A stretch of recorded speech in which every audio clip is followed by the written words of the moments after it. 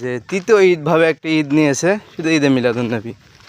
আল্লাহ এবং রসুল সাল্লাল্লাহু আলাইহি ওয়াসাল্লাম আমাদের জন্য দুইটি ঈদ বরাদ্দ করেছেন। এক ঈদুল আজহা, দুই ঈদুল ফিতর, দুইটা ঈদ। আমার মনে হয় কি যে তারা এই তৃতীয় ঈদ উদযাপন করার একটা কারণ হচ্ছে যে ঈদুল ফিতর যখন তারা পালন করে সে সময় সে 30টি রোজা রাখে। রোজা রাখার পর মানুষ ক্লান্ত হয়ে যায়, আর যখন মানুষ ক্লান্ত হয়ে যায় তখন রোজার পর ঈদের পর ভালোভাবে খাওয়া দাওয়া করতে পারে না। এই জন্য হইতে পারে তারা এই তৃতীয় ঈদ ঈদে মিলাদুন্নবী করছে।